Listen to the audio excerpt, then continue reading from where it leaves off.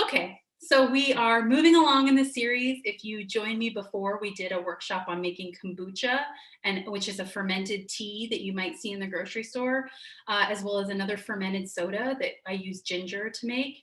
And in the past, we've also done workshops on sourdough. We have one of those coming up next, as well as a workshop in April that will be on brining whole veggies. So making things like pickled cucumbers or pickled cauliflower or pickled asparagus. You know, we'll see what's in season and we'll learn how to pickle whole veggies that way. But for today, we're gonna make two kinds of sauerkraut. And the plan is that I'm gonna demo it for you. So I'm gonna show you the processes of how to make it yourself. And then if you are local to this region, so that could mean Davis, Woodland, West Sacramento, Dixon, sometimes I can get out to Vacaville. I would love to give you a free kit, which will have everything that you need in order to make it for yourself. So if I don't already have your address, please put it in the chat, or you can email me directly at communityferment@gmail.com. And I will actually put that in the chat. Excuse me, leaning over. Hello, camera. communityferment@gmail.com. So that's my email address, and you should email me your address, or you can put it in the chat right now so that you can get a free kit with everything you need to make one of these krauts after our workshop. Cool. All right, so I'm just gonna go ahead and get started. I'm gonna tell you a little bit about the first one that I'm gonna make. This is a purple cabbage, and it is lovingly grown by the folks at the UC Davis Student Farm. And that's where I get a lot of my produce when I can. And that is where all the produce will be coming for you when you get your kit after this workshop. And they're a great farm. They're the campus farm for UC Davis, but it's all organic, and obviously it's pretty local to the region that we're in. And you are definitely gonna see some cats running around in the background. So if anybody likes cats, keep an eye on the lower corner. I hope they don't fight, but that might happen. So this purple cabbage, the first thing I'm gonna do is I'm just gonna remove any leaves that look, you know, I've said this before, if they look sad. So if they're really floppy, if they're wilty, if they have some muck on them or some markings, anything where you're like, I don't think I want to eat that, then just go ahead and take it off. If for whatever reason it is slimy or rotten, you can take it off and throw it in the compost. But if it's just not pretty looking, save it, because we're going to use it in another step of this process. So these leaves, they look fine. You know, they aren't decaying or smelly or rotten or slimy or anything like that. They just have some, they're just kind of rubbery and have some markings on them. So I'm just going to set these aside for now because I'm going to use them later in the process. And then what I'm left with, you know, is a very shiny, firm piece of cabbage that looks good, smells good, all that stuff. And the process that we use today, and then I'm going to describe for you, and really the process of the kind of fermentation that I use in this whole workshop is a lactobacillus fermentation. So that means that it uses the microorganisms that are already on the cabbage itself. So I'm not going to at any point add, you know, vinegar to help kill or way acidify the environment. You know, and I'm also not at any point going to add in, you know, probiotics. You might have seen that in the supermarket of, you know, yogurt imbued with certain strains of bacteria. So I'm not going to do that either. All I'm going to do is I'm going to use salt, and that's the only thing that goes into this that isn't a vegetable material, because we're going to try to cultivate an environment that is the right kind of acidity, the right kind of water, liquid, you know, content. We're going to cultivate an environment that the microbe lactobacillus loves, and that's going to make the kind of flavor that we love as people who eat sauerkraut. So we're going to work with whatever microorganisms are already on this cabbage. So this is, I would say this is a kind of medium large size cabbage, but you know, a medium or small cabbage, it really doesn't matter. As you will learn in this workshop, I'm very, very loosey-goosey about it all. You know, really in the spirit of experimentation, I'm going to give you some general guidelines, but it's up to you really to decide how much you like of one thing or the other. So in order to start working with this cabbage, I'm going to cut off the core of the cabbage, which you can get to by cutting the cabbage in half. And I love doing this because purple cabbage is so beautiful. And you get this like gorgeous cross-section shot of purple cabbage. Isn't that pretty? I have a friend who's an artist, and he puts this cut cabbage on a piece of cloth and just leaves it. And the red dye leaches out and it makes these beautiful cabbage prints. So I just really like the way that it looks. I think it's beautiful. Okay, but I did that because it allows me to get to this core a little easier. So I'm just gonna like kind of cut a triangle out of the bottom of this, which is the tough core of the cabbage. And I don't want to eat that part, but we're going to use everything else. And then any extra pieces I kind of just keep in my compost bucket. So I'm going to work with the purple cabbage. That's one of the first ingredients. And I'm going to cut it into quarters because I'm going to shred it. And it's just too big. You know, it's too big for my hand if I don't cut it into smaller pieces. So I've cut it into quarters before I shred it. So cabbage, that's the base. We have some other ingredients that are going to go into this one, namely carrots. So these are two beautiful carrots from the student farm, and you can see that this one's kind of a orangey red, and this one's purple. And I have another one that I shredded that is like bright orange. But I like these because, you know, carrots come in all colors.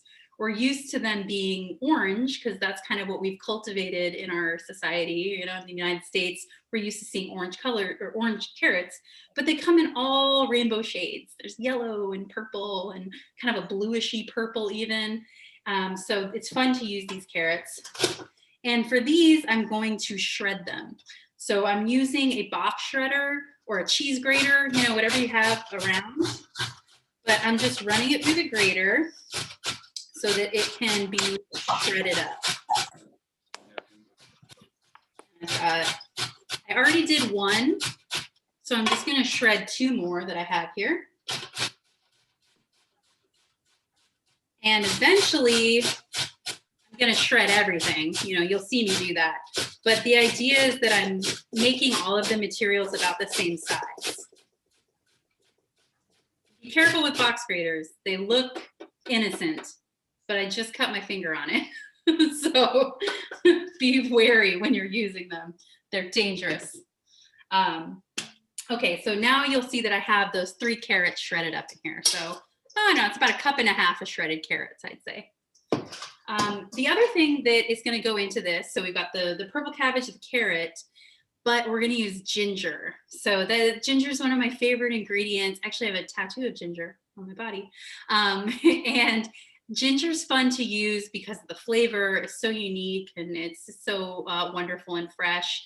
And also because ginger, it's a root, the ginger root that grows underground. So it's full of microorganisms. So whenever I'm cooking with or fermenting with ginger, I find that things just really are very alive because of the microbes that come off of the ginger itself. So that is it. I'm going to use the purple cabbage, shredded, grated carrots. There was a comment, no reason why we can't use a food processor. Totally. Yeah, if you have a food processor that has the shredding function, go for it. And that's like one and done too. You just do it all in one container and it's over with. I like to do like coleslaw like that. But if you don't have a food processor, you can absolutely use a box grater. And if you don't have a grater, you could just cut it with a knife as well. It's not of anything that has to be so precise, you know, but using a food processor would certainly make it go faster. So that's good. Okay, I'm gonna go ahead and cut the ginger next. So I have a chunk here, and by the time I'm done chopping this up, it'll probably be about 1 tablespoon to 1.5 tablespoons of ginger. But again, if this is something that you, like if you don't usually eat a lot of ginger, then you might want to go easy with it at first and not use a lot of it. Because when you're fermenting things, flavors can really intensify. So if you, yeah, like I said, if you're someone who's new to cooking with ginger, you may just want to use a little bit of it at first, because the flavor of that ginger is really going to get strong as you ferment with it. I really like ginger and I like the flavor that it has. And I actually like leaving it kind of big so that I can get like a spicy chunk of fermented ginger when I'm eating it. But other folks like it to be much thinner so that it incorporates well into the rest of the fermentation. So I just gave that a little chop.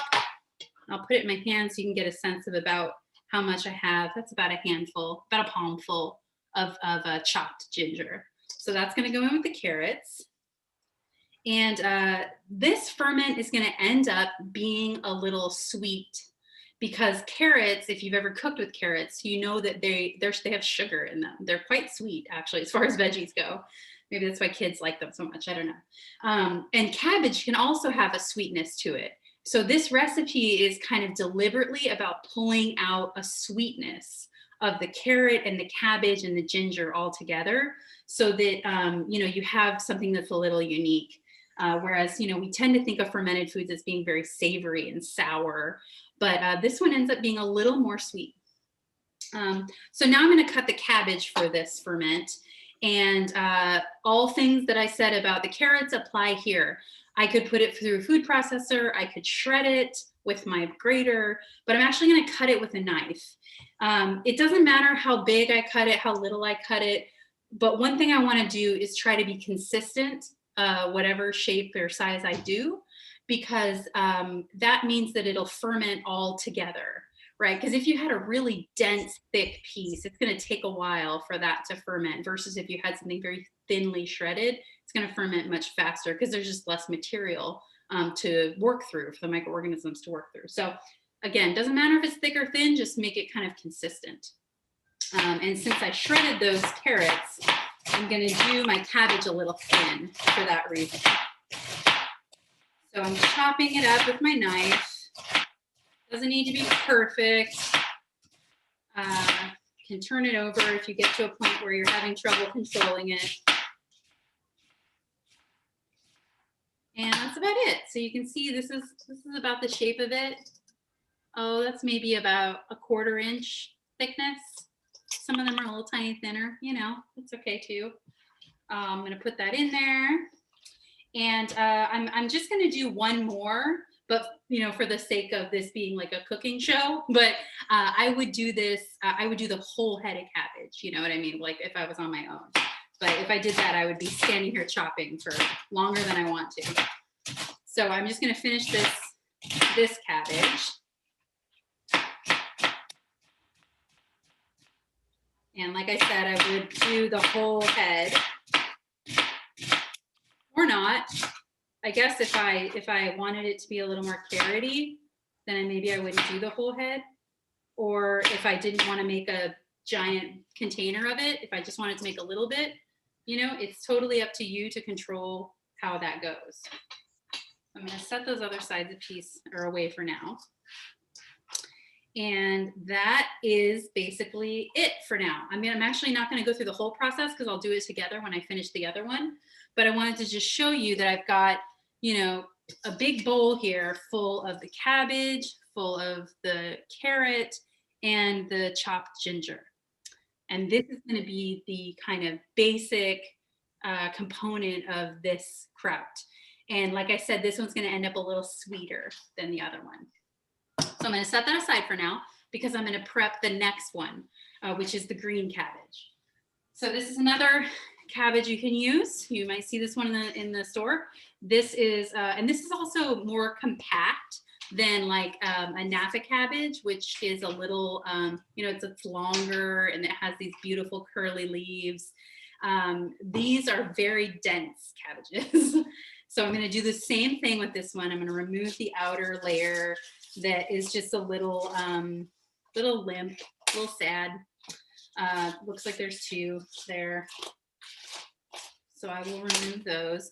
And I did run these underwater already too. So there's no need to do a deep wash of any of your vegetables, but you want to just make sure there's no dirt on them or anything like that.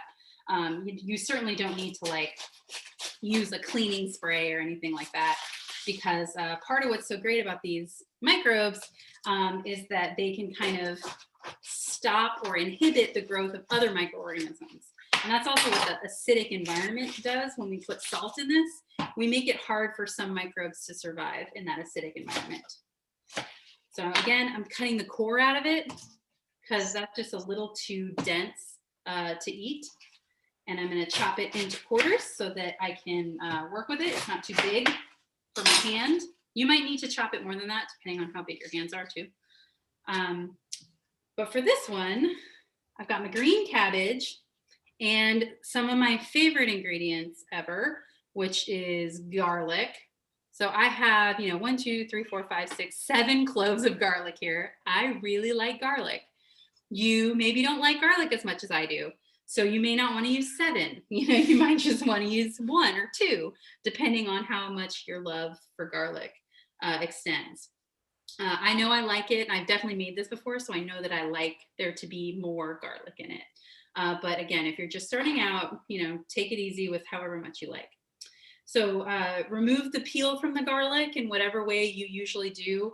I have a little trick where I take the clove out of the garlic head and it still has that paper on it. And I use a knife. Usually I use a big knife so that I don't risk cutting my hand at all. Actually, I'll show you. I have a real big one here. I have this nice cleaver. This is good for garlic. And you just lay it over the top of the garlic, and with your fingers up and away from the blade pointing away from you, you can just hit it with your palm like that. And it crunches the garlic, and you can kind of just maneuver the garlic away from its papery outside.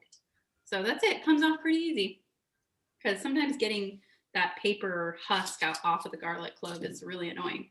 So that's my trick for that. So the first thing, I did that already, which actually crushed the garlic a little bit in the process. So now I'm just going to cut it into pieces that I would be comfortable eating. So it's the same case with the ginger. If you're someone who doesn't like a big chunk of garlic, you rather just like the flavor to be more evenly distributed, then you would chop this up a little fine. You chop it up finely so that you don't end up with a big old chunk. I don't mind getting a big chunk of garlic, so I am going to leave them a little thicker personally. But, it's up to you. You could also run it through a garlic press if that's something that you have and you want to use. Totally your call. But mine's pretty chunky, so I'm going to leave it. Again, that ended up being about a handful of garlic, but totally up to you on what flavor you want. So the other thing that's going to go into this one is dill, which is one of my favorite herbs. I love the way it's just so fresh, and it's spring for me. Like the smell of dill is so much about spring. So I've got a nice chunk of dill here, and I bet when I cut this up, it'll be under about a cup of chopped dill. So I'm going to go ahead and do that. I don't need to take it off the stem or anything like that. You just chop up the stem with it because it's all going to ferment together. So no need to like strip off the leaves or anything like that. Just all goes in here together.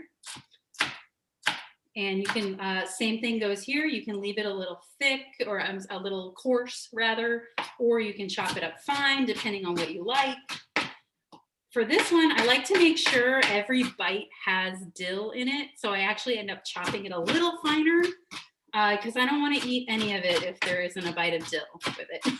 So I make sure that it's a little more fine than like the garlic, for example. And then that's about 2 handfuls right there of the dill that's going to go in. And now I'm going to do the cabbage. So same thing that I did before.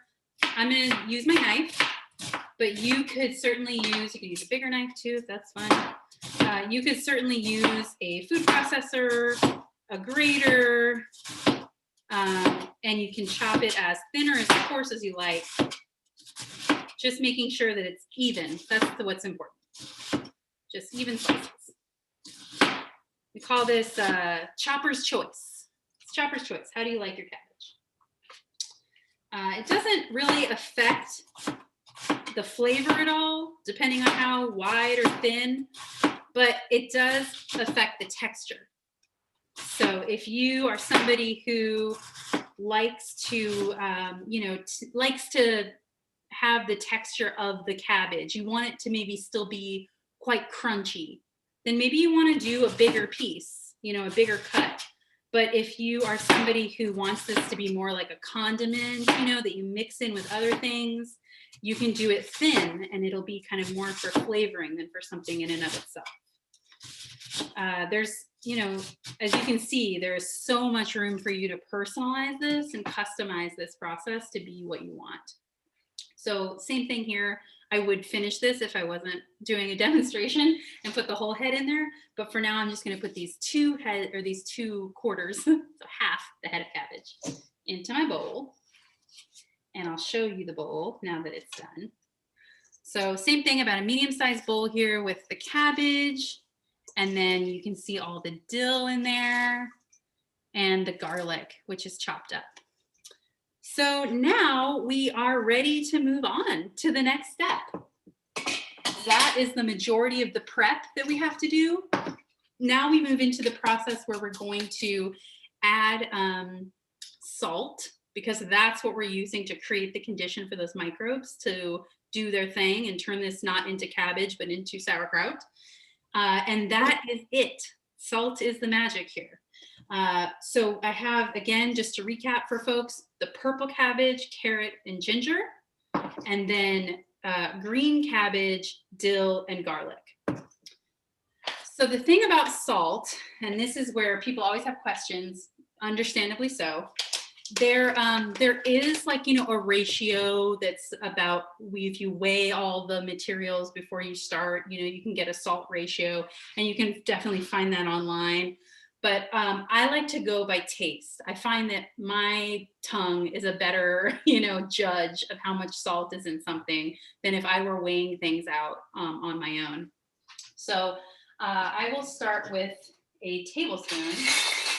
I've got a little measuring spoon here that is a tablespoon. And I'm going to start with about half a tablespoon of salt, right? Because I didn't do the full head of cabbage. If I'd have done the full head, I would have gone right for the tablespoon. But I'm going to show you how you can kind of do this in stages to make sure that the flavor is something that you like. So this is about a half a tablespoon of salt. And speaking of salt, I like to use this, not so much because it's like a brand name thing, but it's called Real Salt Ancient Fine Sea Salt. So I bought this at the co-op, or you could buy it online or whatever. But use a salt that is not iodized, so not an iodized salt. And you want something that is kind of finely ground. So if you like for example, on my kitchen here, when I'm cooking, I like coarse kosher salt, but I don't use that when I'm fermenting because the grains are so coarse that it actually takes a while for them to release. And you don't really get a sense of how salty it is. Whereas if you use a finely grained salt, it is pretty much immediately incorporated through, and you can tell how salty it is much quicker than if you were using a coarse grain that needed time to kind of break down. So use a natural salt, a sea salt, a rock salt. I don't know if there's an unnatural salt, but people swear by, a sea salt. But really, it's up to you what you want to use, just not iodized. So I'm going to start by sprinkling this through. Just the point is to get it fully incorporated. So I don't want to just dump it right in the middle. I want to kind of sprinkle it around, because the next step is with my clean hands, I am going to break it down. So I'm going to just use my hands to squish this cabbage and dill and ginger. And in the process, I'm incorporating the salt throughout the mixture. And the salt is binding with the cabbage, and it is releasing the water that is held in the cell wall of the cabbage. And through this process of, mashing, mixing, incorporating it all together, and using force to manually break down the cabbage, it's going to end up releasing some liquid. This can take a while. So, depending, I usually have my teenagers helping me. They're doing homework right now, but normally I have them help, and they can get it done a little quicker than I can. So I have to do it myself right now. But it's kind of fun.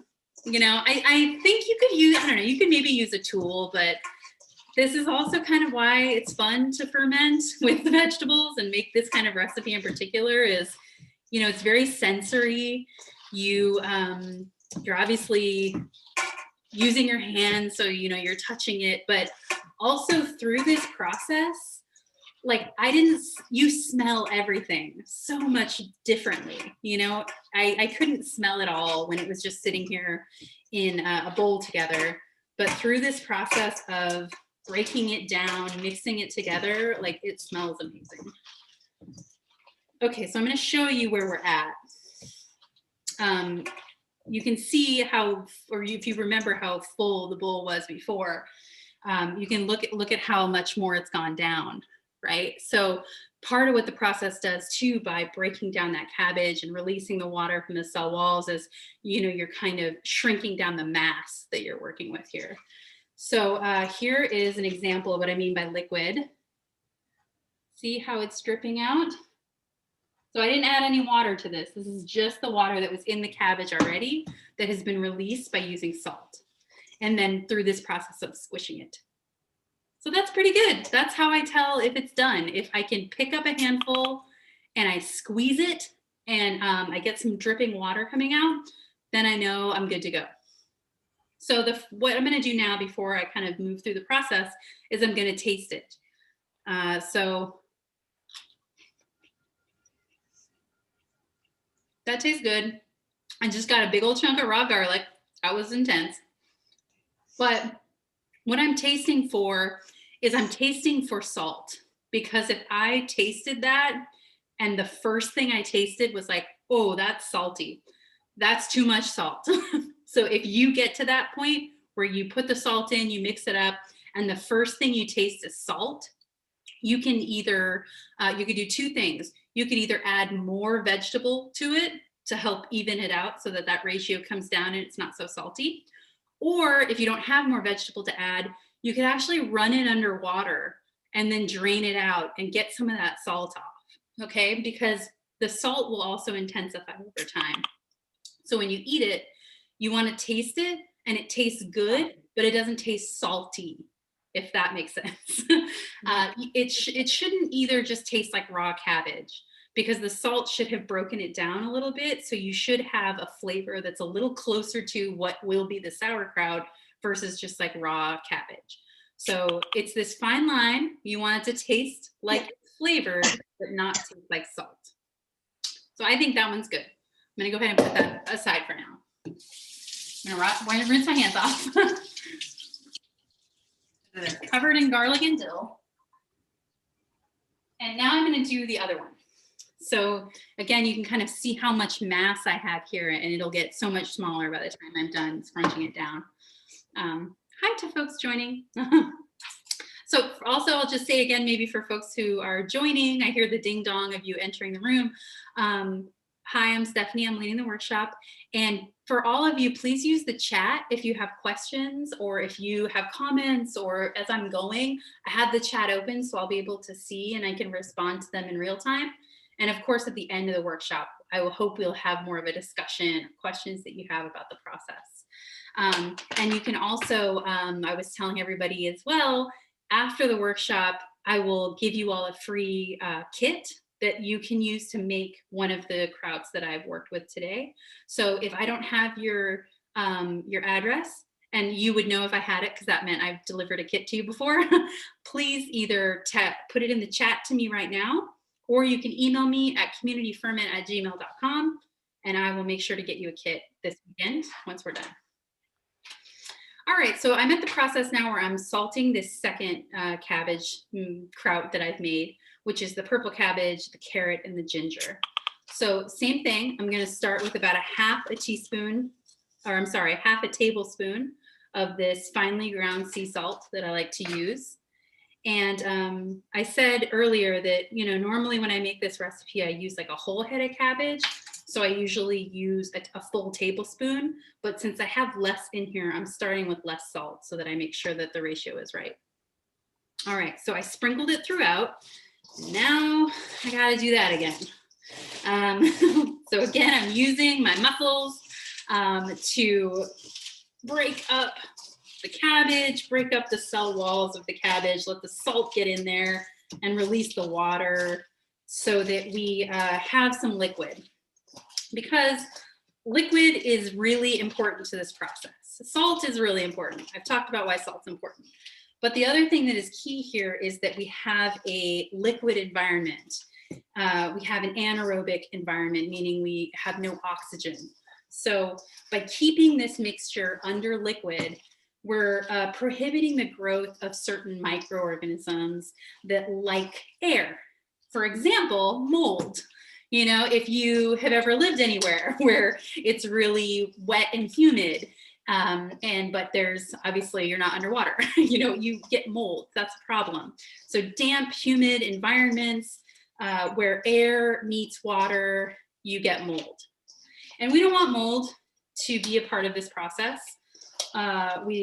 Certainly we can't avoid that entirely because there are yeasts in the air that we breathe every day. There are microbes that are a part of our lives, whether we like it or not, because we're all living through an example of that right now. But we want to avoid cultivating mold on this because we don't want to eat it. That's all it is. So we do that by creating an environment that is anaerobic, so there's not a lot of oxygen, and we keep the material under its own liquid. So by creating a salty, liquidy environment, we are promoting the growth of microbes that do the thing we want, which is transform this cabbage into something that is sour and tangy and delicious. All right. So I'm almost done with this. I cut this purple cabbage a little thicker, so it kind of takes a little more time, a little more muscle to break it down. Definitely wish my kids were here to do that. But hopefully I can show you some liquid here. Let's see.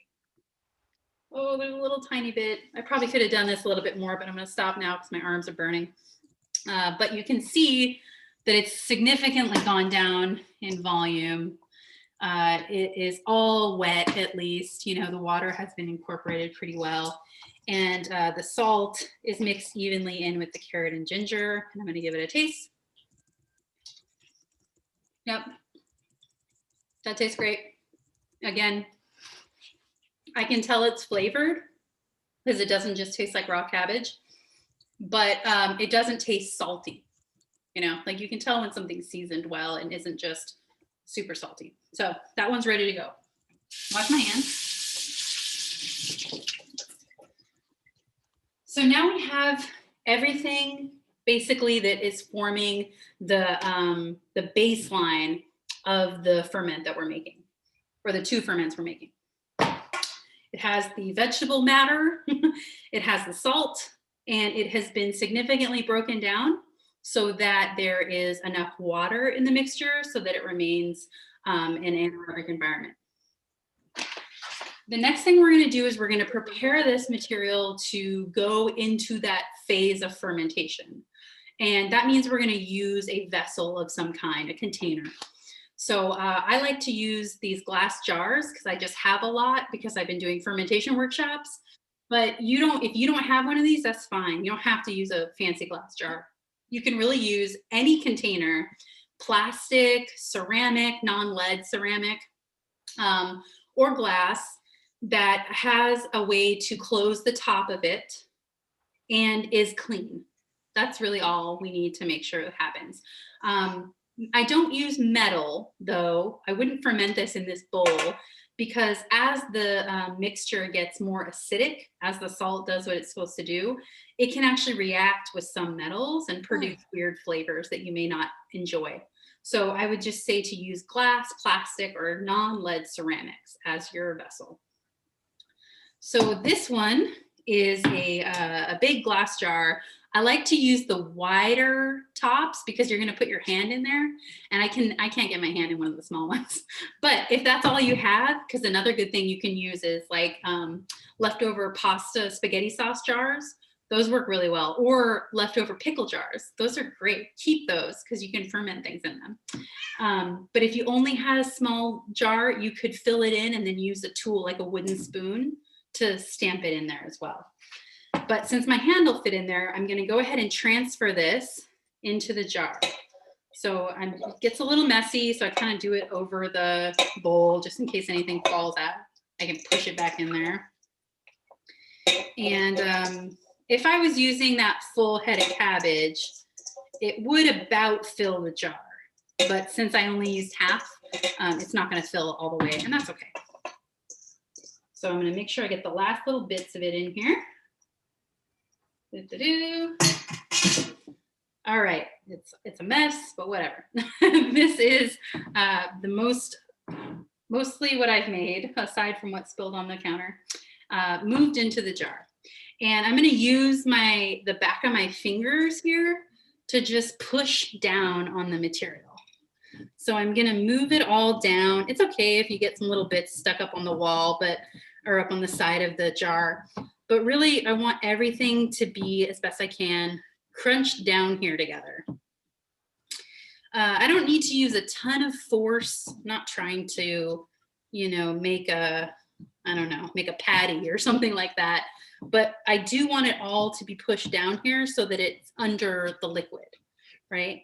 So this is all, I think, nice and wet.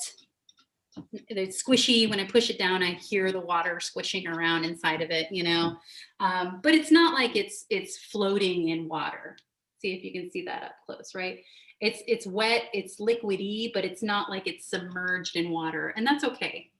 If you end up having a lot of water, that's okay too, but I don't want you to think, oh, I don't think I made enough water, it's not going to work. As long as it's wet and things are being pushed underneath liquid somehow, you're good to go. So the reason I saved these cabbage leaves is because I find that they work really well as a lid of sorts. So the top layer of the kraut, it's going to be exposed to some air because it's just the top layer, and it's kind of inevitable that that layer is going to get exposed to some air as this ferments over time.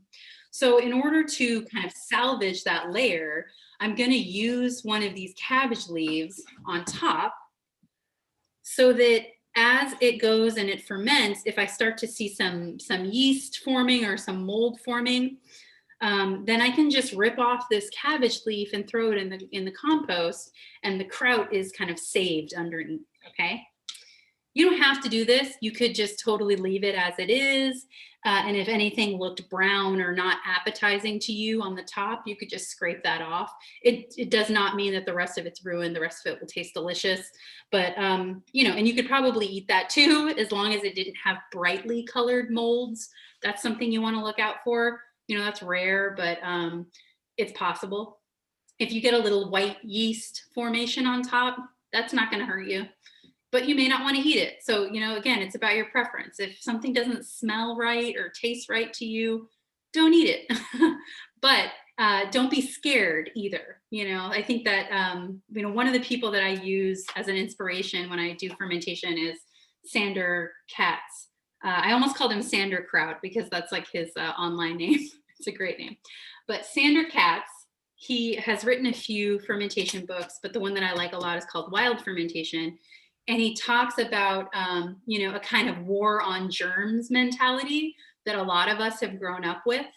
And it's not that it's wrong-headed, because certainly a lot of folks who grew up maybe in the 40s and 50s and 60s, you knew people who died maybe of infectious diseases, or certainly your parents told you stories of that generation and how much infectious diseases have obviously impacted our lives now. But Sander describes, and others have described, how that approach, that fear of bugs, of germs, was really produce some kinds of effects in our society now that we're coming to understand are a little detrimental. You know, that you actually do want to have some microbes in your life because they help us protect, they help build up our immune systems, right? We don't want to eliminate all germs, you know, quote unquote, from our lives. And so I like Sanders' approach because he kind of asks us to explore the impacts of the war on germs on our own life and try to maybe come up with a different relationship to microorganisms, including appreciating them for making delicious things like sauerkraut and other fermented foods. So this one I think is ready to go for now. So you can see that I've got the kraut underneath some liquid. It has this cabbage leaf on top. And very importantly, it has a label on the jar because I can't stress how important it is for me to write down the date of when I make things because I will immediately forget when I made it. So I'll do, you know, 2/24, that's when I started it. And I will also, I will give it a name. So you can just give it a very simple name that is the description of the materials in it, or you can give it a fancy name.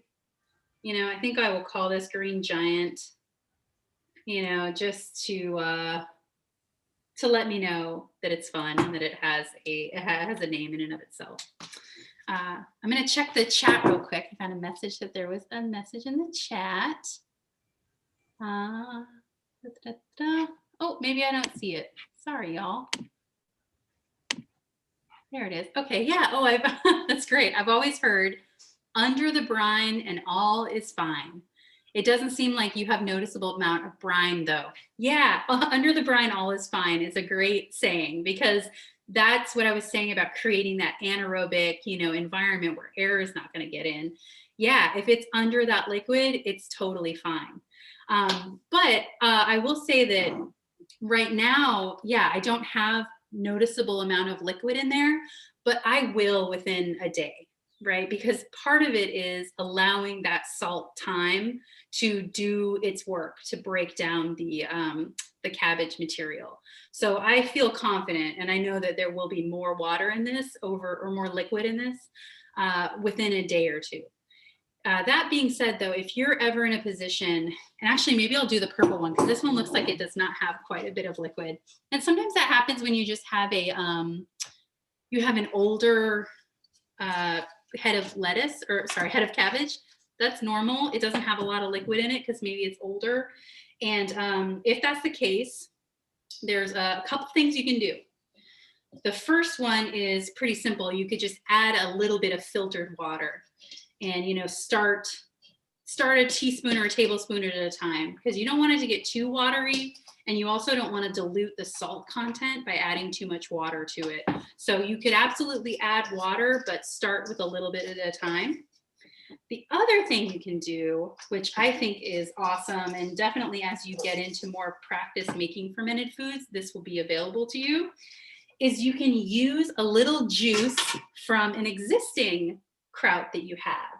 So this is actually a the carrot ginger, I called it carrot ginger red.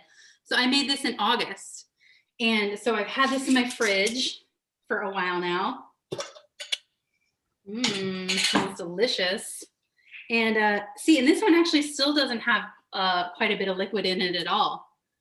I mean, it's still pretty dry. So it's fine though, it's totally fine. There's no mold growing on it at all. It's quite acidic, I can tell from the smell and the taste of it. So I'm not worried about there being mold or yeast in there. But if I had, if it was really liquidy, then I could pour some of the liquid from it into this one. And that kind of is like a kickstart, it's like a jump start. It's full of microbes. It's full of the stuff that you want to make the kraut. And it's a good way to activate the microbes quicker. So if you, especially if it's cold weather or your house is just cold for whatever reason, sometimes it can take a while for it to ferment and taste like something you want to eat. If it's warm, it tends to go a lot faster. So this one is, doesn't have a ton of liquid in it. So what I'm actually going to do is I'm just going to put a little bit of filtered water in it over here, my filtered water station. Oh, over here. Hold on a second. And just a little bit at a time. And I'll, incorporate this back in through the mixture. Definitely feels more liquidy now with that little bit of water in it. But that's it. I don't know if you can hear that, but as I push down, I can hear the water going squish, squish, coming out of it. And that's a sign to me that there's enough liquid in here. And like I said, over time, it will make more liquid as the salt does its job and breaks down the cabbage.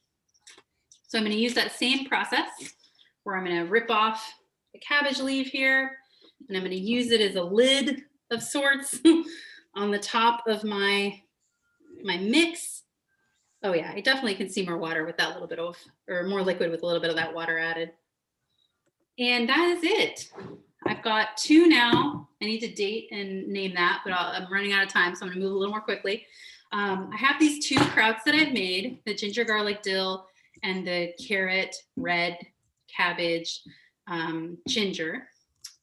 And the next step in terms of making this a sauerkraut is we need time. That's it. We need time. So I'm going to put the lids back on it, but I'm going to put them on loosely. So these are just the metal canning lids that come with these. But if you didn't have these, you could use a clean towel with a rubber band. That would be totally fine. You could use a paper towel with a rubber band or a string tied around it. Either way, what you don't want to do though is screw it on tightly, because what's going to happen as the microbes work on this cabbage is it's going to produce CO2, and that needs to be released. And it creates beautiful bubbles, so it's fun to watch it as it ferments, but you want there to be some release. So that just means leaving it loosely, you can hear that, leave it loosely tightened.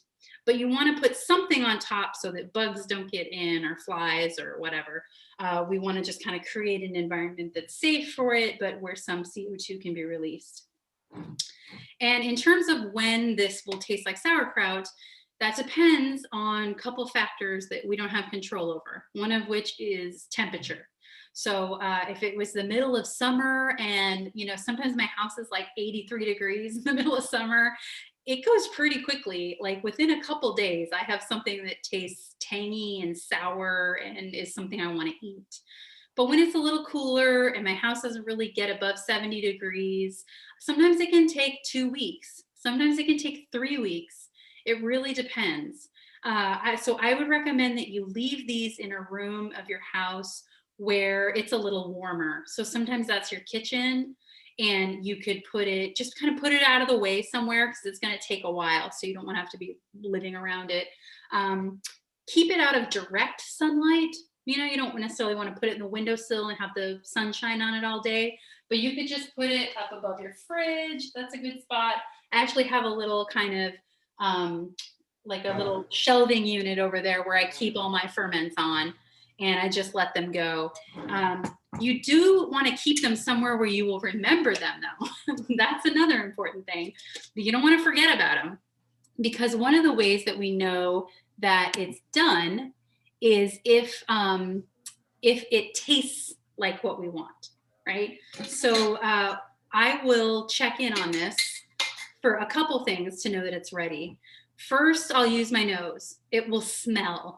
Sometimes it'll smell not great, because the cabbage is in a process of transformation, and cabbage can smell a little sulfuric sometimes. So if I start to smell like, whoa, I know that it's working. Another thing I will look for is bubbles. So bubbles are the releasing of CO2. So if I start to see bubbles forming, if more liquid is forming, that's all a good sign. That means the fermentation process is underway. And once I smell and I see bubbles, then I'll check. So I'll take off this cabbage leaf. Maybe this has been 3 days. Maybe it's been 4 days, right? And then if this cabbage leaf looks gross, if it's got like mold, or not mold necessarily, but yeast, or it looks slimy, toss it and get another one, But then I'll reach in and I'll just try some of it. And that, again, that is when you know it's done, is if you try it and you're like, oh, that tastes good, I want to keep eating that. Then it's done for you. some people like it to be so sour that it like makes their saliva glands, as soon as they taste it, and they might want it to go much longer. But if you're like, this is perfect to put on a sandwich or put on some potato salad, then you're done. So you're going to remove that lid, or the cabbage lid, and you're going to put the lid on it. And this time you can tighten it, because then it's going to go in the fridge, because the refrigerator is going to obviously change the temperature, which will slow down that fermentation process. It won't stop it, because you can't stop microbes, but it will slow it down so much that the flavor will stay pretty consistent for the rest of that time, right? Like, so this one I've had since August. It started off as this one, and I've been eating off of it, and I slowly move it into a smaller jar. So yeah, and this is actually a good example of one that I've had for a long time. Let me see if you can see it. It's a little cloudy on the bottom. Do you see that? It's kind of pinkish, and that's just yeast that has died off in the process of fermenting. It's not anything that's going to hurt me. But if you ever are at a point where you don't like the look of something, or you don't like the smell of it, you don't have to eat it, but it's certainly not anything that's going to hurt you. And that, I'm going to check the messages, but that is about it in terms of the process. Let's see. Thank you. Oh, Joan reminded us that the next class is March 16th at 4 p.m. when we're making sourdough. So please join for that. That will be awesome. Question, do you tend to keep your green and red cabbage separate, or do you make mixed cabbage krauts? That sounds awesome. I've not done that before, but that would be really fun. Mix it up. One's a little sweeter, the ginger one, the ginger carrot one, and the other is quite sour, not sour, but it's got the garlic in it, so it's like strong. But that could be fun. Give it a try, like in a salad or sandwich or something. That could be delicious. Do you need to press down occasionally, or do you add weight to the jar?